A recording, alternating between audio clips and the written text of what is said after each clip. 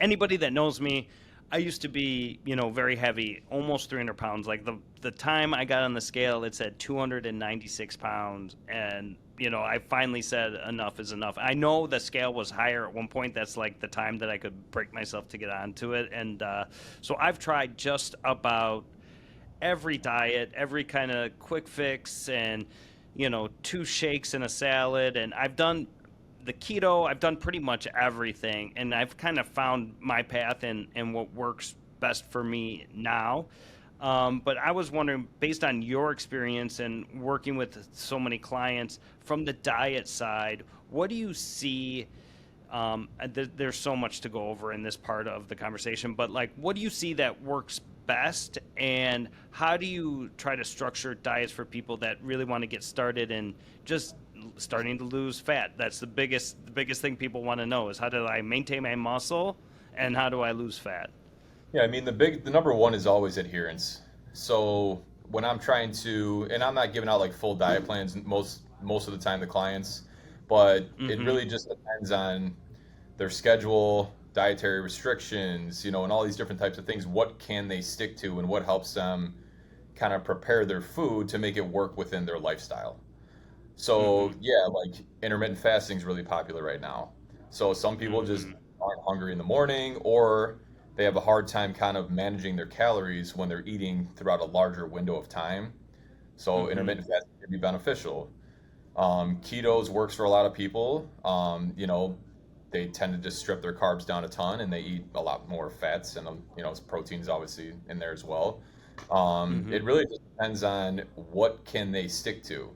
So now, in my experience, I think keto personally is a very hard diet to follow, Mm-hmm. especially if you go grab stuff, because most of the time when you're going to certain places, everything's going to be very carb heavy, and most of these restaurants and stuff.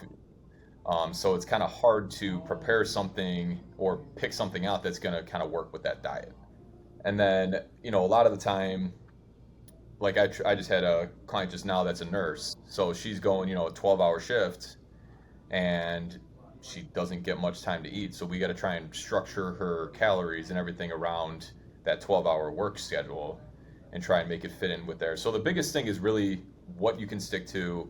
Obviously, if you're trying to lose weight, you need to be in a caloric deficit. That's the most consistent thing you'll see across all diets and why they're successful. Right. And obviously, protein is the main marker that everyone Explain the tends to. protein. Why?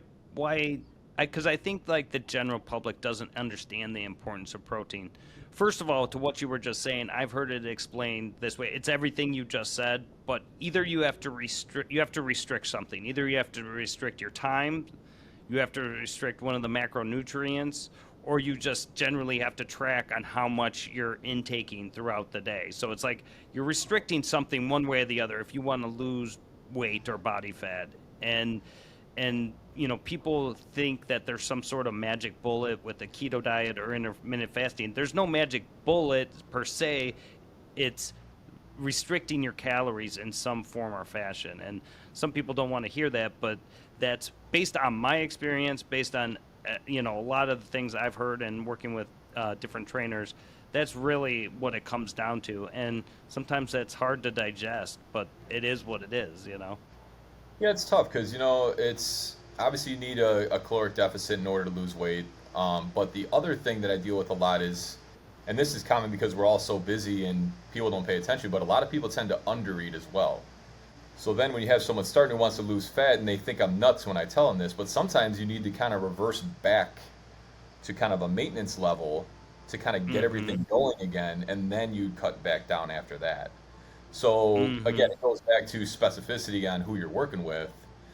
So there's no like one step approach for anybody. Like, Yeah. with your schedule might not work with mine, might not work with whoever else.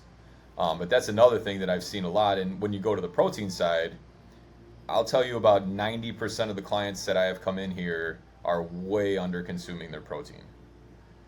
And the Yeah. hard part with that as well is it's the most satiable food, so it's much more filling. So the other thing I get is when I tell people they got to eat X amount of protein, they're like, "But I'm so full." I'm like, "There's a reason Darn. for that." I mean, that's a good thing because then you're going to restrict a little more because you're full. But yeah, I mean, Yeah. it's tough. It's tough to get a lot of protein. And I mean, you're coming from, you're in the food industry and you're working with a lot of meat and stuff like that. Yeah, that's not my problem, but I know, like for my wife, for instance, she really struggled until recently, really understanding like I got to eat, this much meat, and it's really in her case, she's probably not going to like me say this, but she's 130 pounds. I tell her she needs to get at least like 100 grams of protein a day to, if she wants to focus on maintaining muscle. I mean, in that range anyway. Would you agree with something like that? Yeah, usually the rule of thumb is like 1.6 grams to 2.3 grams per kilogram of body weight. So if you're going Mm-hmm. pounds, it's like zero point 0.8 to 1 gram per pound of body weight to maintain. Right. Yeah. And if you're trying to lose weight, typically you'll take in a little bit more protein to try and avoid any muscle loss. So that's even harder because obviously you're bringing the scale up a little bit more on the protein side. But yeah, that's kind of the general rule of thumb for where you want to be protein wise. Yeah. I mean, it's pretty easy. If you think about it, once you start getting into, and someone that doesn't know anything about this space at all, grams per pound and stuff like that is a little bit confusing. But like, if you think about it, if you're 200 pounds, you need to get 200 pounds of protein. Like, that's like the simple way to look at it. Yeah, exactly. And that's what, I'm trying to do. Fortunately for me, getting in protein is not a problem for me. I like to eat meat and all, low-fat Greek yogurt and eggs, and then all the meat, chicken, brisket, all that stuff. So it's easy for me to get in protein, and I know that it's not always easy for other people. It's one thing I got going for me that way. Yeah, some people just don't like meat that much, so it's hard to. So then you got to find Right. some alternatives, and now they got some really high protein yogurts and oatmeals and all this kind of stuff you can buy now. So the Hmm. industry is switched around and where they have a lot more options to kind of help you get there. How do you think about when someone's on a diet and they still want that sweet? What is your opinion on non-nutritive sweeteners like stevia or sucralose or any of those type of either whether it's natural or not? What is your opinion on, is that good for you? Should you be having a Diet Coke or anything like that, or is that a no off limits? So it's actually a really good alternative to a lot of things. I mean, I'm kind of drinking one right now. Nice. There's, I think, sucralose in here, maybe. Yeah, sucralose. I mean, most of the research is going to show that there's no ill effects from any type of the artificial sweeteners unless it's consumed in just insane doses. So a lot of the literature that I've read or that I followed, if you follow like Layne Norton or any of those guys, they go through a lot of this research. It's mostly done in rodents, and it's done in like 1,000 times the amount that people would consume. So there's really Hmm. no ill effects from it. It's a great tool for if you need something sweet, if you like pop, go with the diet version. It's obviously going to save you on the caloric side. So I think it's a great tool with food in general. I'm a Diet Coke guy. I usually drink maybe one a day at least.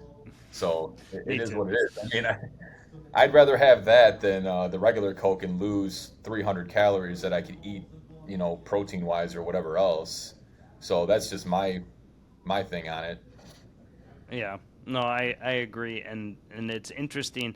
I had actually mentioned that to you this earlier, that I listened to that podcast with Andrew Huberman, who's very well known in the space too. He talks about all sorts of stuff, but a lot on health and nutrition. And then Layne Norton, and at one time they were like on opposite sides of the sweetener thing, and they had a podcast together and kind of got on the same page about it, more on what you were saying about how Layne Norton found that actually there isn't any ill effects. A lot of what they were showing was just what you said, based on rodent studies that were just astronomical in the doses that they were giving these animals. Um, And as you go through what? a lot of late stuff, is that he always says like the poison is the dosage. Mm, So for most of these things, and I don't know why this kind of got shifted away, but everyone says like everything in moderation used to be a huge saying, and no one really uses that anymore. But it's very true. Like as long as you're not over consuming it in crazy amounts, it's not going to be bad for you. it's pretty funny that a lot of those things your mom or grandmother would say, make sure you're getting your sleep, drink enough water, everything in moderation, all those things kind of come back to true and trying to stay healthy. And yeah, people don't always listen to what actually makes sense.